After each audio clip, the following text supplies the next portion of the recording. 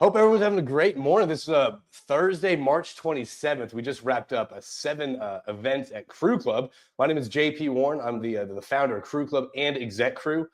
My sleep has been pretty bad the past couple nights, mainly because this pollen that's been kind of coming into Houston. So I might be a little bit off, a little bit behind right now. Just bear with me, though. My sleep has not been that great. I want to welcome everyone this morning who's out there. First off, I got to give a shout out to my beautiful wife, Monica. Monica, thank you for tuning in. I hope you learned. First off, you've been teaching me a lot of stuff when it comes to kind of the operation side of things. So I love how you're diving in on your work and kind of what you're doing. So thanks for tuning in, babe. I love you.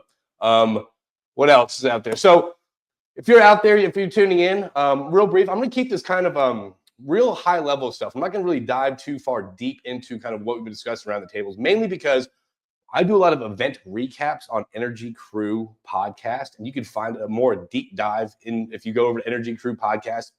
Check that out. I dive into kind of the end of the operator roundtables after each event, so it's kind of a more in-depth detail. But this is a really good high-level kind of a 30,000-foot view we're going to go over on the 7 events, and also kind of a more broad, common themes that have been popping up around the table. So who else is tuning in and saying hello? Joey, getting a bad echo, sir. Okay, I'm sorry. Appreciate that. Let me try to figure out what's going on.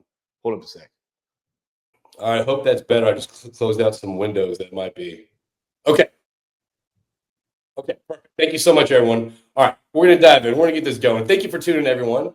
No echo. All right, okay. Good morning, everyone. Oh, I love this. All right. YouTube sounds fine. LinkedIn user loves it. I've reset. Okay, let's get this kick started. If you're late to this, I'm sure you can check this out because I will be releasing this as an Energy Crew podcast. Okay, let's start over. My wife says it takes me about 90 seconds to get through my nerves before I actually start getting in my groove. So I think we might be there yet. Welcome, everyone, on this Thursday morning, March 27th. I hope everyone's doing great out there. There's a lot of stuff going on in this industry, and I want to say this. If you have been affected we're going to go over the workforce reductions and all that stuff. If you have been affected by this, I did release a laid off to leveled up podcast on Lead with Soft Skills about pretty much how to navigate this kind of current environment if you are affected or you think you might be affected by the layoffs that are coming up. It just kind of provides kind of mindset advice, skill set advice as well, and also how to build your network strategically. So check it out. Head over to leadwithsoftskills.com. That's kind of my other podcast that I focus on more career development, professional development. So let's get this kicked off. I think we're all here to kind of not listen to me ramble. I think we're all here to kind of listen to find out what's been going on around the Crue Club operating table. So first off, this is the first quarter we've opened our events up to allow single event sponsorship. So if you are a service company out there, you are curious about what Crue Club is, we're going to go into kind of that and what to expect. But there is a way that you can join the table as well, because we are doing single event sponsorship. Before, it was a membership that you had to purchase for like a quarter or 2 quarters. But now we're doing single events. So you can come to a location, sign up for that event, and join a seat at the table and dive into the conversation. So all right, here's all the great sponsors we've had at the table, providing some great insights and feedback from the service side. So again, let's get into it. All right, the agenda today, we're going to go over kind of real briefly Q1 stats, what popped up in Q1, Q1 event recap. So we're going to go through each event on kind of the top 4 key takeaways from that discussion, and then we're going to pull back and kind of think, okay, well, what are the 4 common themes that have kind of occurred and reoccurred throughout each different conversation? Although we might have a topic series focused on maybe one subject, there's a lot of different tangents that would go on around the table. And we're going to dive into kind of what are some common themes we're seeing that every single area, every single roundtable we have, what are we diving into? They're going to be going into a couple of testimonies from people that have attended Crue Club events. I love these testimonies. It just makes me happy to read that people are experiencing such great experiences at our events. And then we're going to get into upcoming events and also how you can join the conversation out there. So if you have heard of Crue Club out there, raise your hand. All right, I see that's everyone out there. Good. So everyone's heard of Crue Club. All right, so let's keep moving forward. What Crue Club is, at the end of the day, people are like, what it's all about? What is this all about? At the end of the day, what it is, it's a curated series of invitation-only operator mastermind roundtables. I say it's operator mastermind roundtables because the conversations we're having around the table are very insightful, educational, a lot of knowledge sharing, a lot of best practice shared and challenges faced. So the subjects we dive into, it really is a mastermind because we're encompassing such a unique, all-encompassing kind of view on these subjects and deep dive into the subject. So it is a mastermind roundtable, connecting E&P professionals through strategic, no solicitation discussions. We bring about 20 people in a room, majority operators, and we sit down, no solicitations, and we dive into a subject that's kind of driving the industry forward, what's holding us back, and kind of a collaborative approach on how we can approach these difficult subjects. So that's pretty much the essence of Crue Club is, and we've been doing it for about 3 years. So in Q1, we had 7 topic series or roundtable events occur.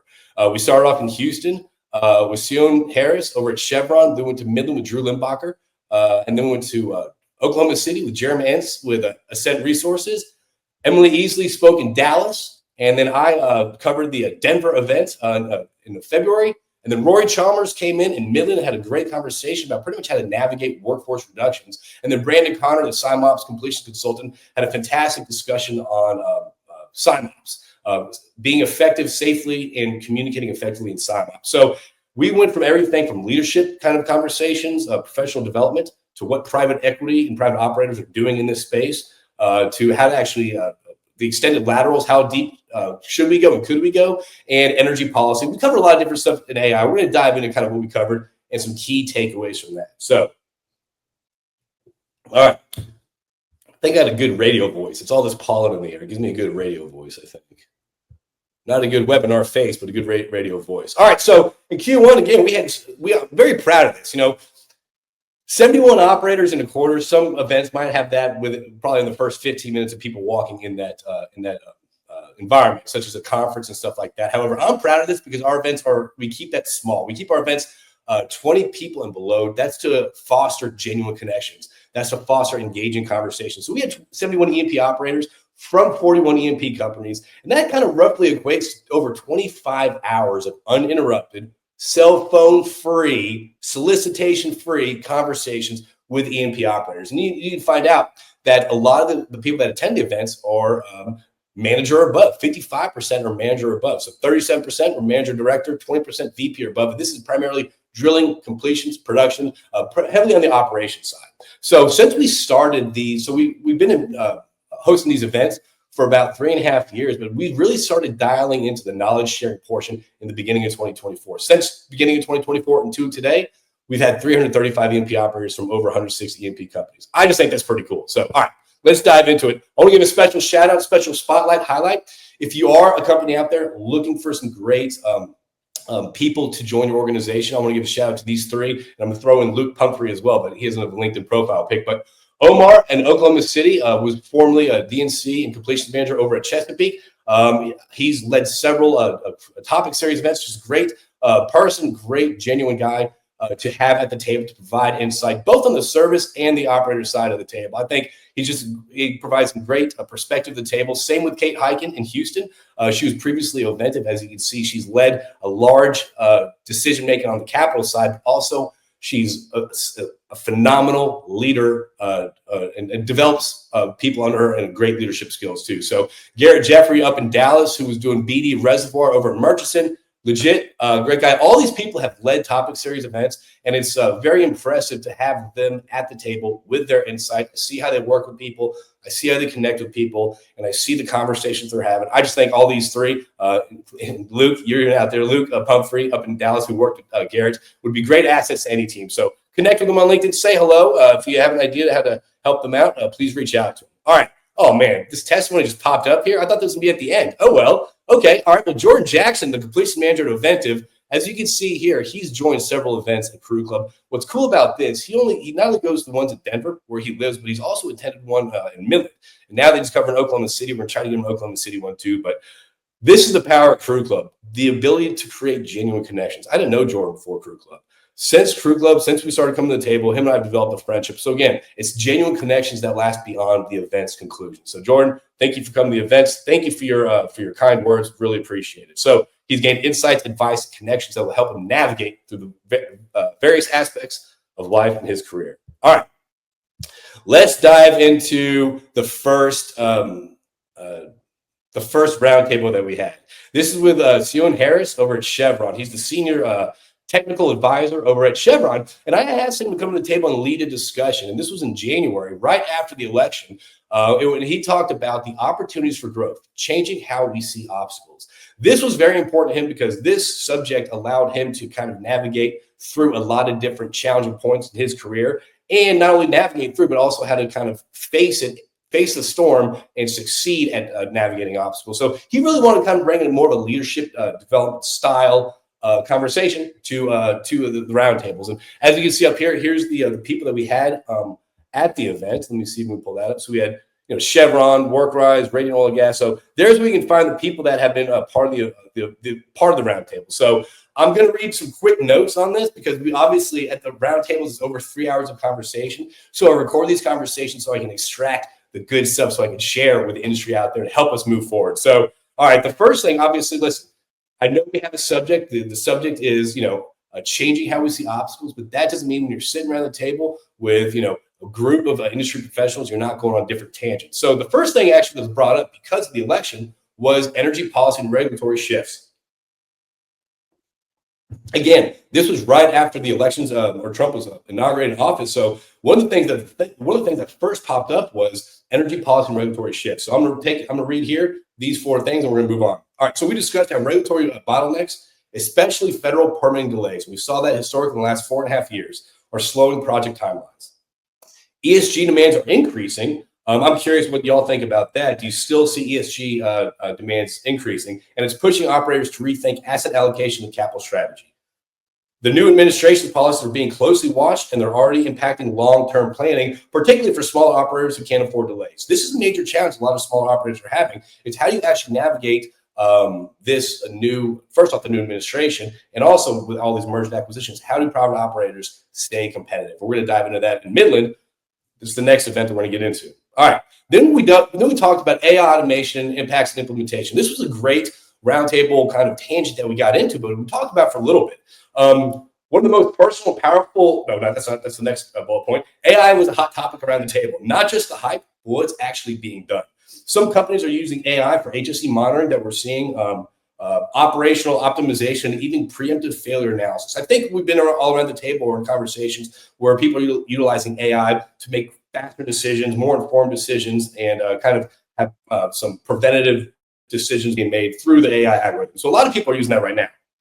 But there's a clear divide right now that we're seeing. And I'm seeing it mainly between the larger operators and the smaller private operators. And I think it's probably more just kind of a personnel count about this. Why are you seeing such a difference? But some operators are testing aggressively. Others are hesitant due to unclear ROI.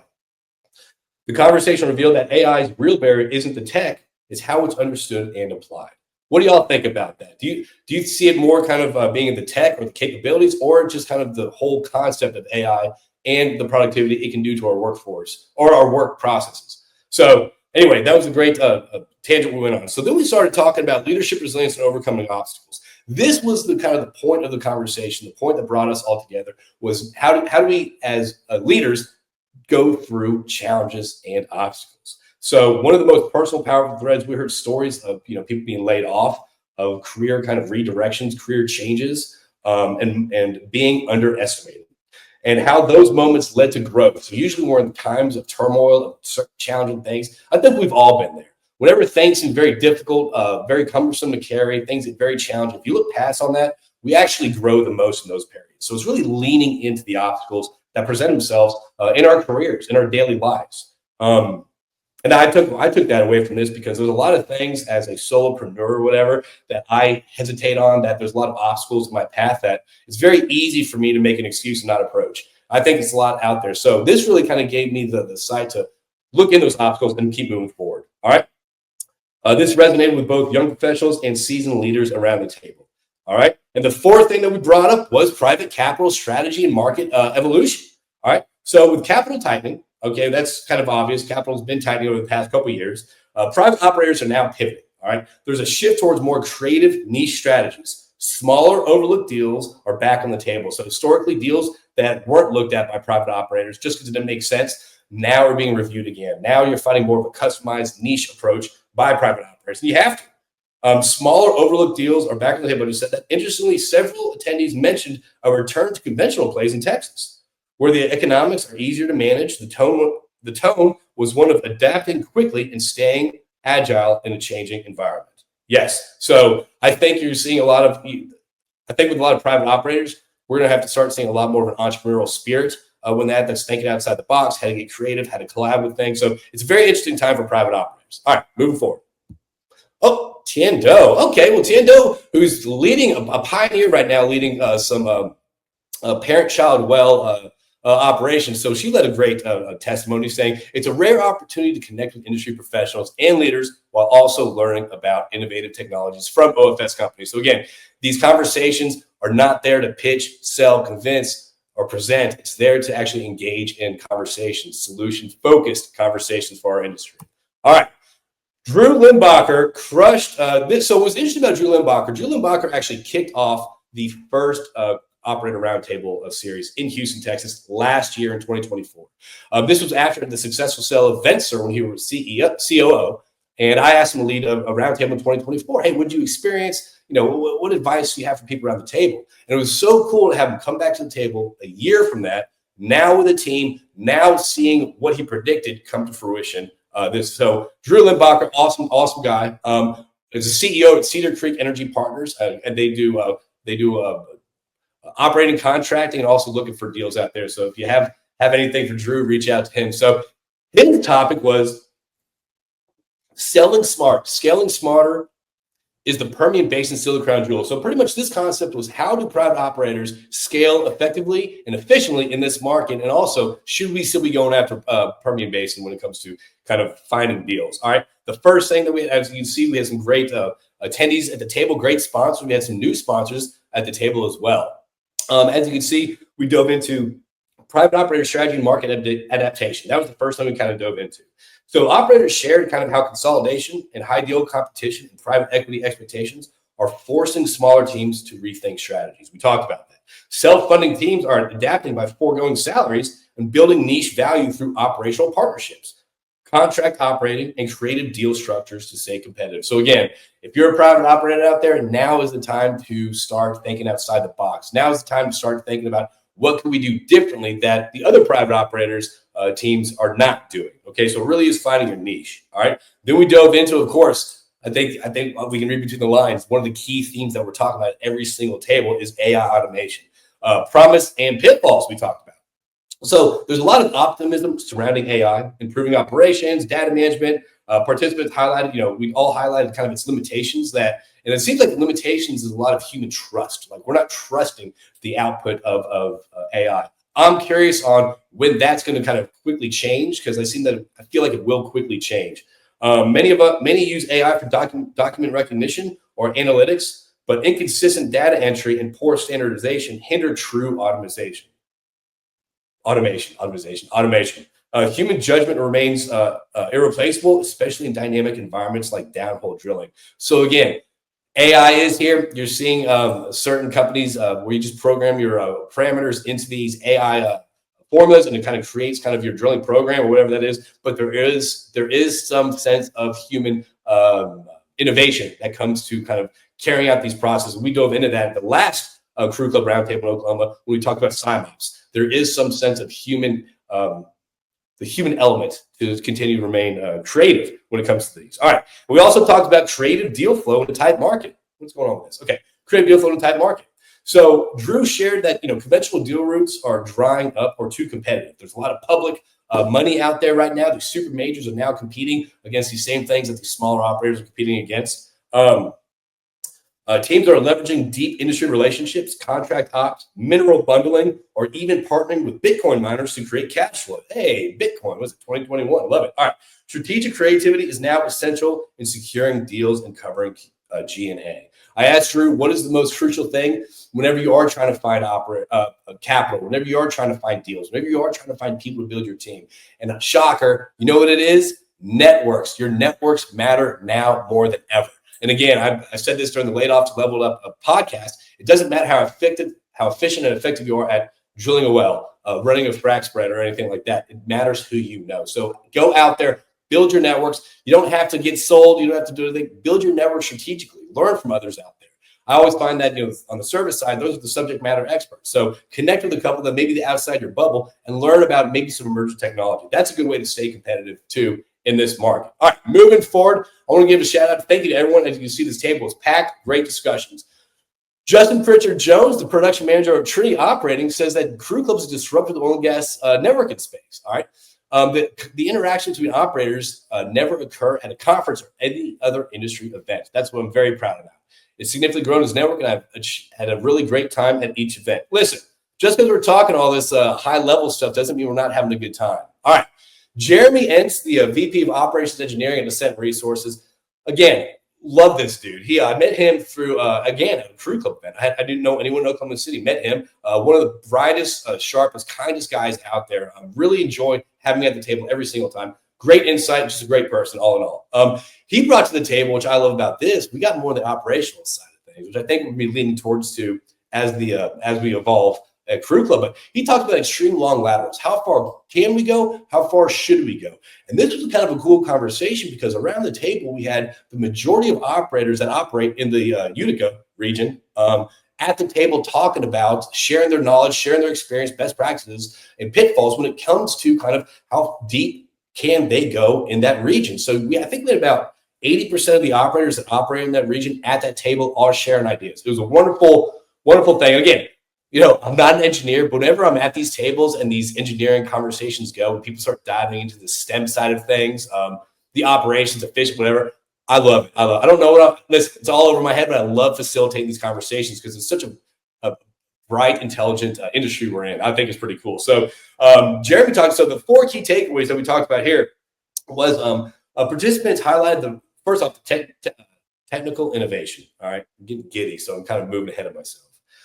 Participants highlighted the rapid adoption of new technologies, including rotary steerable systems, digital modeling, and software platforms to improve efficiency and reduce operational errors. So we talked about kind of how we went from kind of a standardization of 2 miles, several years ago. Now we're almost up to 3 and 4 miles being industry regular up there. So it was very interesting. Discussions emphasized the need for integrating innovation from both operators and service companies. So this is where the collaboration conversation started happening to keep up with the demands of extended laterals and complex completions.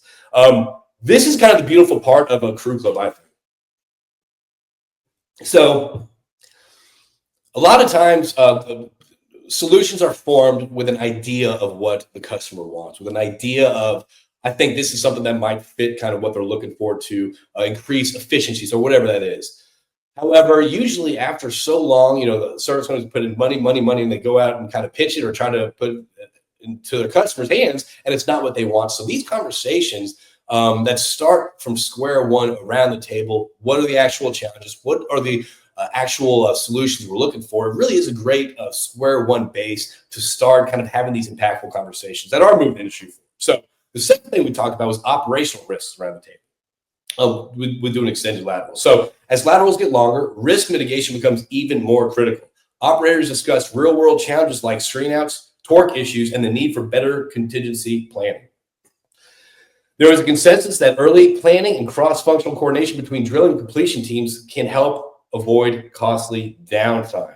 Okay, and again, I think they've gotten so efficient at it. I think, let's say they did 60 wells. I'm just throwing this number out there. Let's say they did 60 extended laterals last year.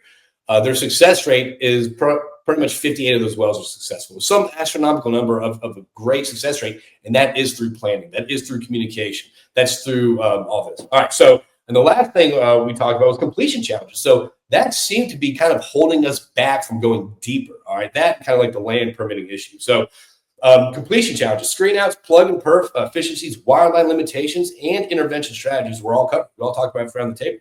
One key insight was the need for better pre-job modeling and communication to avoid wash and ream cycles and reduce operational friction between wireline, coil tubing, and frac crews. All right, so it seemed like the thing that's kind of holding us back is the technology and the equipment on the completion side. Can it go that deep? Can it withstand the temperatures? Can it withstand all that stuff? All right, so now we talked about extended laterals finally. Again, as you can see, we dive into a lot of different things, and we touch on the topic at the end. Extended laterals. While operators are routinely drilling 3 to 4 mile laterals, the conversation centered around how far is too far. All right. It's no longer just a technical limit. It's about balancing economics, operational risk, and completion feasibility. Questions around the cost benefit, tool limits, and success rates dominated this portion of the conversation. So again, we're talking about what can we do realistically and what can we do hypothetically and what we got to do to get there. So again, great conversation. Thank you, Jeremy, for running it. Again, if you're interested in any one of these, I know, again, there's a lot of information going on right now, a lot of things I'm spinning off. If you want to catch up with this, we're going to do an energy crew, but head to crueclub.com, register, click the link, register there. It's going to bring you to another website, register there to begin to receive event information, whether you're an operator or a service company. All right. Jason Churchill, CEO, Petro Legacy. Jason was the first people I became friends with when I first started my sales career in 2012. He led a fantastic conversation in Denver about a delegation, and it was a real mastermind leadership MBA style discussion. So as you can see, he was impressed and humbled by the candid input he received from a wide spectrum of talented and driven individuals. So thank you, Jason, for that testimony. Dallas, we had Emily Easley lead a discussion. Emily is the CEO and founder of Novos Energy Advisors out of Washington, D.C. She works very closely with a lot of federal agencies and companies to help navigate through energy policy. So we brought her in to kind of lead her expertise on what she's seeing on the federal level. So she discussed, her topics were the molecule meets the electron, navigating gas-electric integration and policy transitions in 2025. Okay, so as you can see, you saw up top, you see everyone that participated around the table, the conversations we had. So the first thing that was brought, the key takeaway, was federal energy policy and political influence, okay? The discussion emphasized how current and upcoming federal administration policies will shape the energy landscape, all right? Appointments and strategic messaging out of D.C. were highlighted as pivotal reshaping oil and gas operations, permitting, and investment strategies. So again, having more of a connection, having more of a conversation with D.C., what's going on with that, all right? Regulatory challenges and opportunities. While federal regulation is tightening, LNG bans, methane rules, permitting restrictions, there's real opportunity for the oil and gas sector and how companies adapt and navigate this new environment. The key is knowing where to look and staying informed on policy changes. So again, we talked about this last year. We had Ryan Walker, who is over at Shoemaker Advisors from DC. He's going to be leading one in Fort Worth this year in April. But he came down and he said, listen, if you do want to if you do want to stay competitive advantage, if you want to be competitive, if you do want to stay up to date, and you want to be reactive, it's getting involved in energy policy, whether it's local or on the DC level. Just having some awareness of what's happening on the federal landscape is extremely important in this day and age. We talked about natural gas, renewables, and the grid. All right.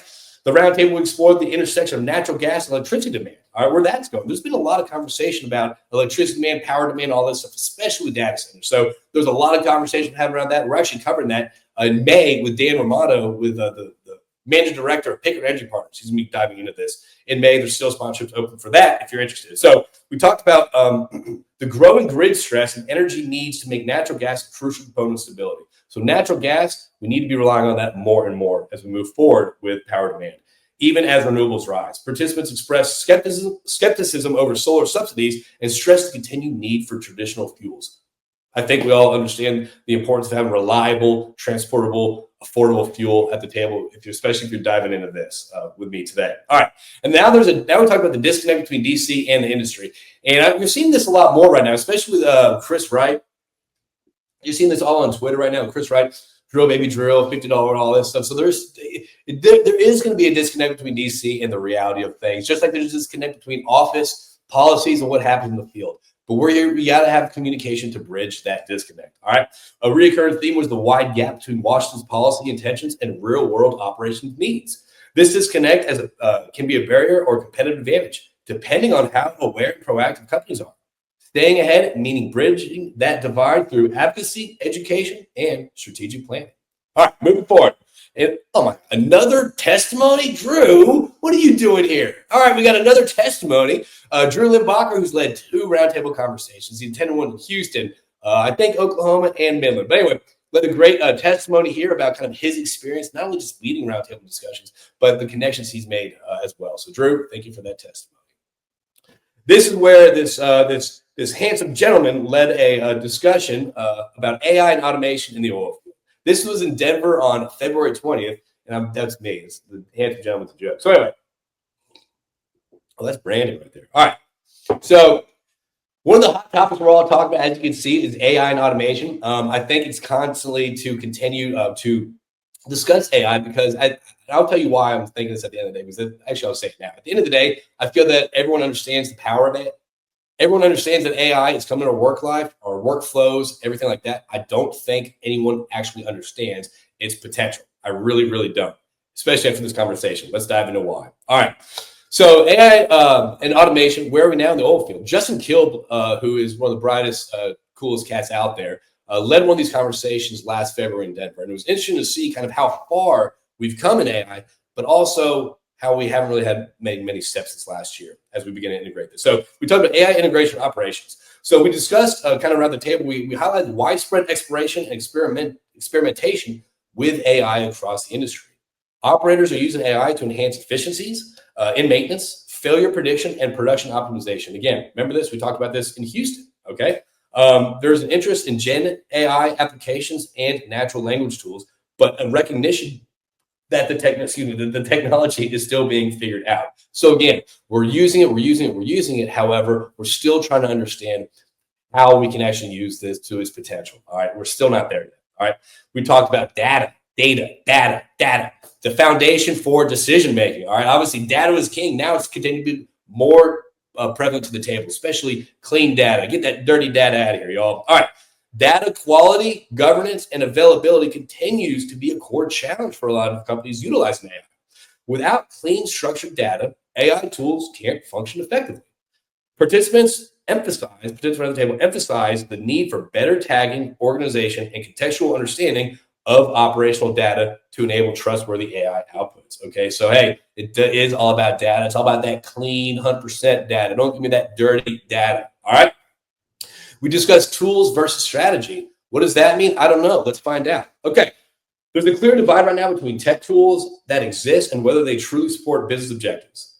Many at the table express concern over tech being developed in silos. All right. Again, when does that happen? That's when conversations don't happen. Again, network. Again, Crue Club. Conversations, networking. All right. Conversations need to happen to further our industry moving forward. Okay. Operating silos, without input from field users or operations teams. Aligning tools to solve real operator problems was a consistent theme. And so this is kind of what we discussed at teams, at companies.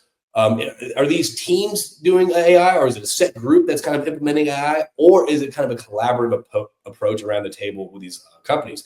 Are they developing their AI software together, or they have like a geek squad running that? So again, this is one of those things that AI is still fresh to the table. So thank you everyone for joining the table, joining the conversation. Again, at the end of this conversation, I realized that AI obviously is here. AI, people understand how to use it. But now it's one of those things, it's where we all understand it, but we don't understand the potential of where it's going. People say they do, but at the end of the day, I kind of pick up that no one really understands, no one really grasps the potential benefits of utilizing AI. And I'm kind of curious when people start relying on AI decision outputs over human experience, and when that becomes a standard operating procedure in a lot of companies. Like, oh, why'd you make this decision? The AI model said this. So that's going to be an interesting thing as we evolve. But again, that's going to be how we grow. We gotta hit these bottlenecks to grow. All right, let's get into other stuff. Oh, Jim Holmes. This is the first guy that I had to tap out in jiu-jitsu. Jim Holmes, the CEO president of LFS Chemistry, great guy. He's a blue belt. I'm a white belt. I did tap him, but anyway, he's been a part of Crue Club for a long time, and he thinks that the events are pretty much a great use of time and energy and effort. So, new relationships, opportunities for new, engaging, meaningful conversations is one of the many perks of being part of these events. Thank you, Jim, and I'll see you on the map, buddy. All right, we're coming up towards the end, so we got 2 more to go. All right, Midland and then Oklahoma City. Rory Chalmers again. Awesome. I'm saying, yeah. But anyway, amazing person, brought an amazing conversation to the table. And this is kind of during the time, this is still this month, but this is around the time that a lot of companies were announcing workforce reductions. All right. And I think we kind of ran the numbers from major operators alone. We're looking at globally 21,000 over 21,000 people that will be let go, that will have to find new roles, whether it's in the industry or out of the industry. So this conversation really kind of focused on kind of workforce reduction and how to navigate this environment. So, all right, so let's dive into this. Need some water. This light over here is hot. All right. The first thing, obviously, we talked about was navigating workforce reduction in a high performance market. Again, this is one of those things where it's not a question of how well you can drill a well, or how good you are, running a frac or anything like that. This is your career stability in a volatile market will be based off of your network. It is who you know. Again, whether you're a private operator, people think about networking as a place to find jobs.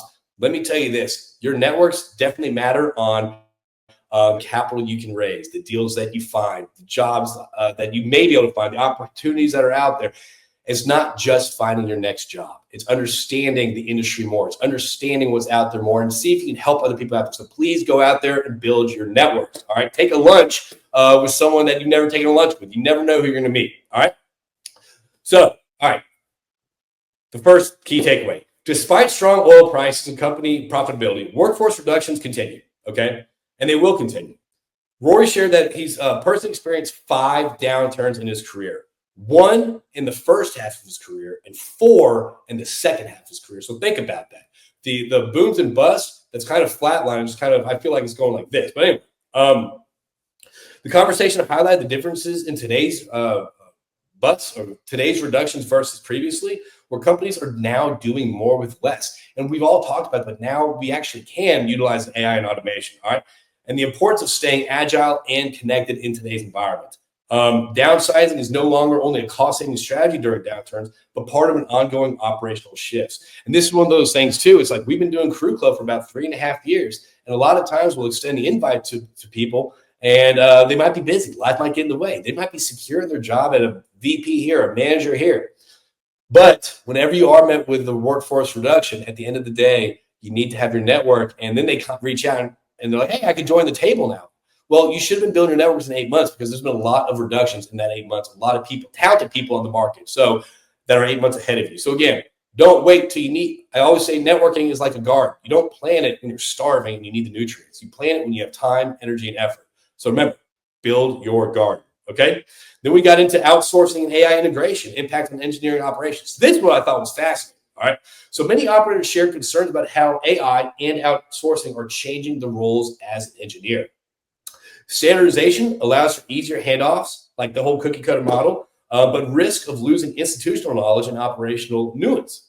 All right, participants voiced concern over engineering jobs moving overseas and how AI is replacing or should augment technical decision making. We talked about this. Now there's over 2,000 engineers, I think in Bangladesh, that a couple of super majors are now outsourcing engineering. So as an engineer, I think that's just one of those things that it's a reality that you face. Like engineer jobs are being outsourced now. Will that come back? We're not there yet, but potentially it might. But how do you stay competitive? How do you stay competitive in this market and to increase your chances of having a stable career? That's through your networks. That's through understanding what's happening in the industry. Hint Crue Club. All right. We talked about the decline of mentorship and knowledge transfer. Okay. So as the workforce shrinks and the senior talent exits, the industry has experienced a mentorship vacuum. All right. Instead of investing in the next generation, some organizations are focused solely on output. Several participants emphasize the importance of active mentorship and knowledge capture to ensure future operation successes. This is one of those things we talked about. Mentorship is not management. Management is not mentorship. You need to find mentorships within your organization or mentor other people. I don't care how much experience you have. You can be a mentor. Reach out to someone at your company. You can be a mentor to someone older than you at your company if you understand whether it's this new tech AI or anything like that. So mentorship can work both ways. All right. And then last, we talked about industry consolidation and the rise of strategic partnerships. Again, if we heard about that, we heard about this in the Houston roundtable. We heard about this from Drew Limbacher, strategic partnerships. Okay. The group discussed the growing consolidation among both operators and service companies. Okay. As larger firms dominate the basin, okay, smaller players are seeking strategic partnerships to stay relevant. New models like developing acreage for a share of production instead of outright buying are gaining traction. So these farm out conversations need to start happening, but the question is, when are they going to start happening? You have a lot of private operators sitting on the sidelines waiting to get in on the action, but a lot of the super majors aren't having these conversations yet, as they're still kind of going over their inventory. So it just makes sense. It's a timing thing. Zach Keller. Zach Keller led a phenomenal one. If you don't know Zach out there, one of the best cats out there, he led a great discussion on meeting the future energy and electricity power demand last 2024 around the Crew Club table. He's been a part of a lot of Crew Club events, he's first off, he's just all around great person, but his insight because he's very knowledgeable on the power side of things, the power demand, all that stuff. But his insight, input, and how processes are done, how operators and service companies interact. I love having him at the table because I love his insights. And plus, all in all, he's just a cool cat. So thank you, Zach, for your testimony. All right, let's dive into the last Crew Club event. Then we're going to get into kind of some overall key things that kind of popped up throughout each event. All right, so Brandon Connor, the SIMOPS completions consultant. Love this dude. If you're not connected with him on LinkedIn, please do. He provides a lot of real world grit and optimism in this dark oil patch. Love Brandon, and so I asked him to lead a conversation, and I want him to kind of talk about. I think he's a pioneer when it comes to SIMOPS in the field. Very knowledgeable, knows what he's doing, and I love having him at the table to lead this roundtable discussion about SIMOPS. So, again, we talked about, again, you can see the people here that are at the table. We talked, the first key takeaway was communication gaps in SIMOPS. All right. We emphasize that even the best plans can fail without clear, real-time communication across multiple departments. Okay. Again, communication is key. Just because you say something and you think you mean what you say doesn't mean that other person understands what you're saying. So clear communication is key. Again, that's something that I teach over at Exec Crew, but communication, how we properly communicate, so the other person actually understands the direction we're going, is so crucial to SIMOPS in a lot of different operations. All right. Misalignment between drilling and completions or poor relay of critical updates often creates unnecessary hazards and inefficiencies. So at this point, it's not about being efficient. Now it's about creating hazards if you're not communicating effectively. That is, again, I highlight this in Exec Crew. Communication is key. It's how we communicate is extremely important. All right. Then we brought in the value of SIMOPS coordinator. All right. Brandon talked about the emerging best practices, actually bringing in someone to kind of lead the SIMOPS coordinator who brings departments together and ensures all operations and updates flow through one centralized point of contact. I think that is extremely important, especially in SIMOPS, as you're trying new methods, as you're trying new approaches. You all have to be on the same page because things can go wrong and people can get hurt. So understanding everything that's going on from a 30,000-foot view dialed in, having that SIMOPS coordinator probably will be beneficial. Don't wait to have the experience before you actually have the role, if that makes sense. All right. Field level ownership of safety. Safety isn't just the HSC team's responsibility. It's about ownership at the field level.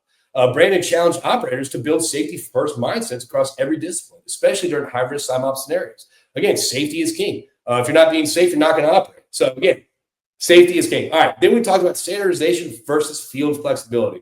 This is where we kind of talked about, okay, listen, there's a lot of these models right now. You can plug in parameters and AI this, AI that.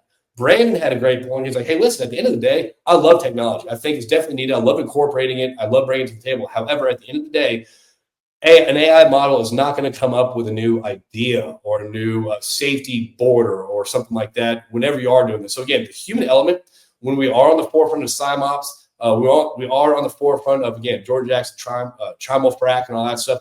Communication will continue to matter very, very highly. So that concludes the roundtable portion that we had. And those were specific takeaways from the events. Now, I want to dive into kind of the four things that we saw around all these different tables. All right, number one, a common theme that we all talked about was workforce reduction and industry efficiencies. All right, I think Rory Chalmers had this stat that 10 years ago, the industry took 600,000 people to stay functional. Now, 10 years later, that's 380,000. That's, I think, a 37% reduction in workforce, yet we've increased energy production by 47%. Okay. So these gains and efficiencies are due to automation, AI integration, and outsourcing, particularly of engineering roles. All right. This creates significant skill gaps and knowledge loss experience with fewer mentorship programs and shrinking pipeline petroleum engineering students. So this is kind of a two-sided situation right here. One takeaway that we all have is, hey, listen, go be productive, find a mentor. Yeah, this is a great way to phrase this. Wow, 100% wow. It's insane. That was a great way to kick it off because it shows you the reality of a constantly shrinking, consolidating market. But what that means is how to stay competitive, how to stay relevant is understanding the things that are driving this industry. And that's through not with AI is extremely important, but also that's through human interaction, human conversations. Okay. All right. Thank you, Joe. Hey, appreciate you. Thank you, Joey. Be good. Have a great day. All right.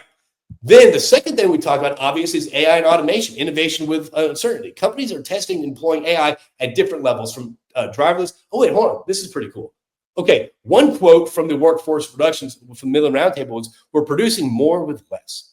But when senior engineers retire, who's passing the knowledge on?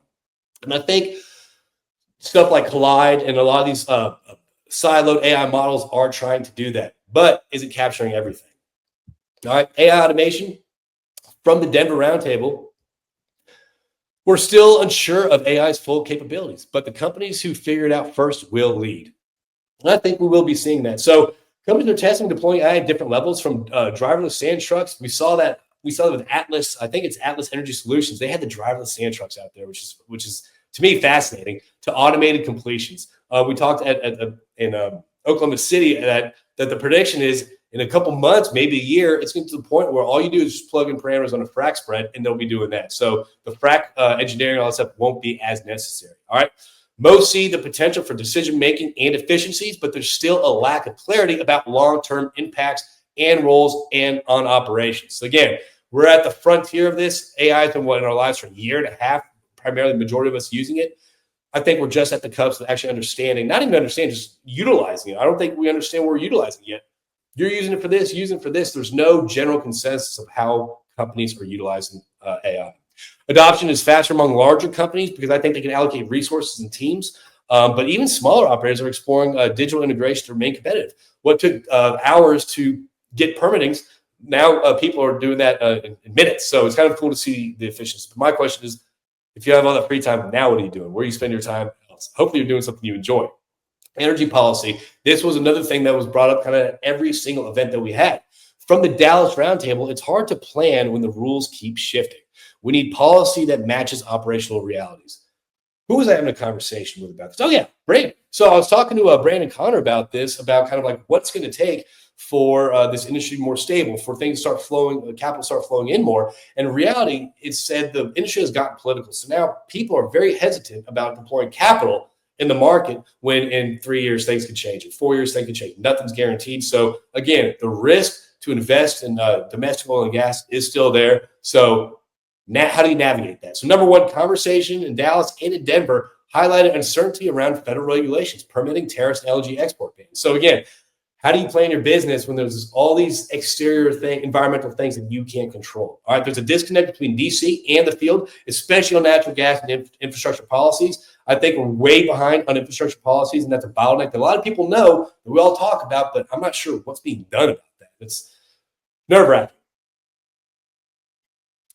Operators are looking for predictability and smart advocacy to bridge policy with operations.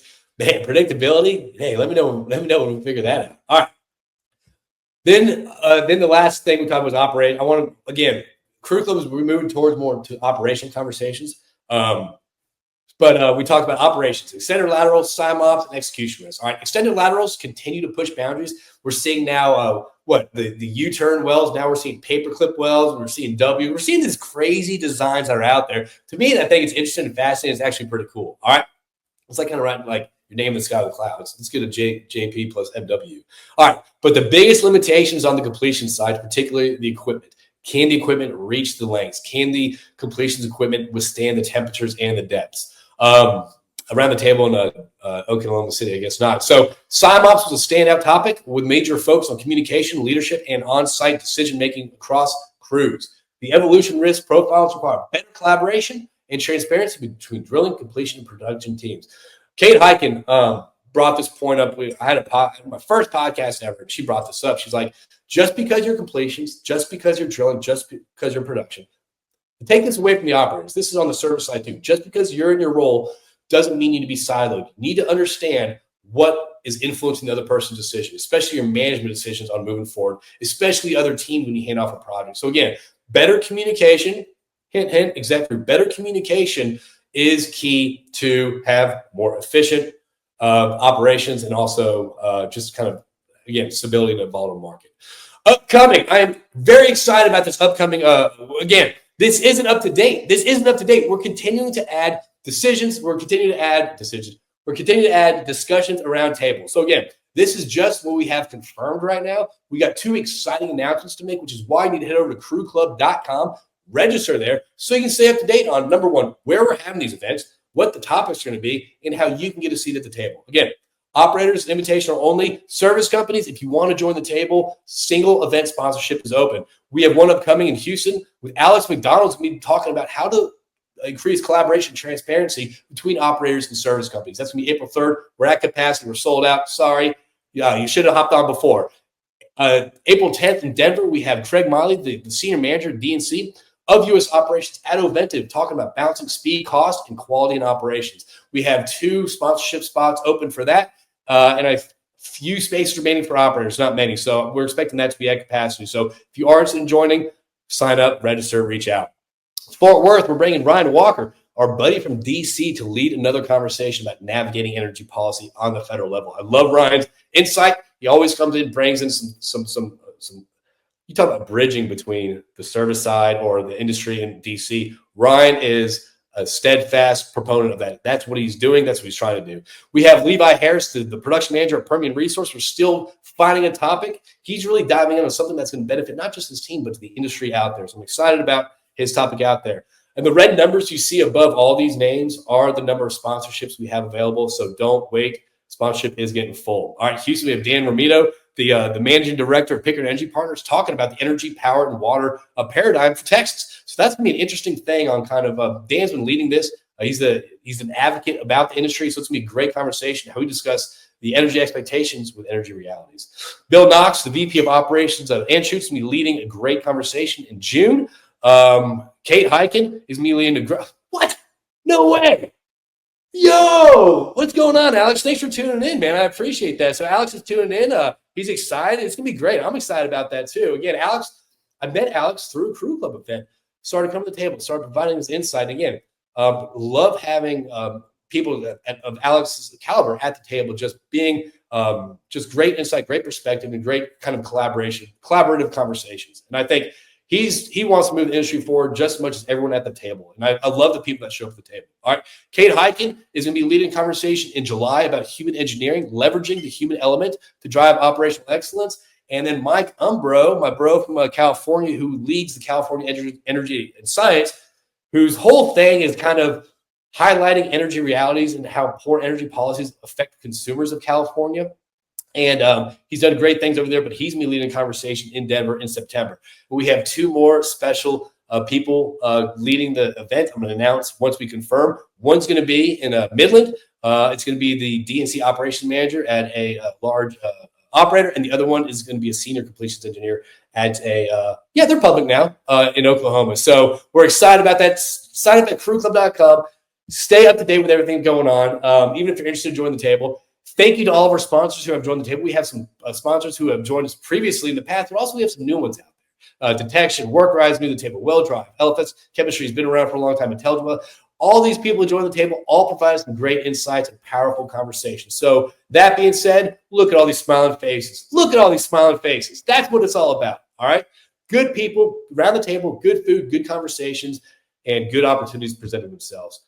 This is kind of cool. This is when we first started Crue Club. Where we're at now, we started in 2021 Q4. We've had over 1,300 operators at the table. So I just want to thank everyone out there for tuning in at this energy policy, at this roundtable recap. That is 55 minutes of me talking, rambling. Thank you so much for tuning in. If you have any questions you want to chime in or any insights you want to take, throw them in the comments here. I'm probably leave this open for another 30 seconds if there's no dialogue. But again, you can find us on Energy Crew Podcast. We'll be releasing it on that. But if you want to join the table, you want to see at the table, there's no better way to get connected strategically and also to have better conversations. So I want to thank everyone out there for tuning in. Is there any comments, gripes, complaints, things that people want to share? Interesting things out there? Bueller? Well, on that note, I'll take that, man. Thanks for tuning in all day. Everyone, I hope you have a great day. Monica, I hope you have a great day as well. Better than most, just because you're my wife, and I can say that. So I want to thank everyone out there for tuning in. Please, at the end of the day, there's a couple of things I'm going to say. Number one, AI is here. I would say this, whether you understand it or not, dive into maybe let me get my thoughts right. Okay, we talked about it. All right. With AI, try to learn something that can optimize your workflow a little bit faster. Sorry, Adam. I'm losing focus right now because of poor sleep. But hey, Adam, thanks for tuning in. Great seeing Adam. But yeah, if you are out there, utilize something AI. Start incorporating some AI in your workflow. What can you learn outside of what your company is doing to increase your efficiency, save time? I think learning about AI and understanding it is the only way to start kind of diving into it. Number two, obviously, keep networking out there. Build your network strategically. Who do you need to be around? Who do you want to be around? Who should you be around? Make a list, connect on a genuine level. Stop trying to sell things to people if you're a service company out there. Interact, build relationships. This is where everyone's going to benefit from this. All right. Omar, good opportunity for connections. Keep it going. Thanks for the takeaways, JP. Omar, I love you, brother. Oh, Garrett Jeffrey from I think they're tuning in now because I said I'm giving a shout out. I love it.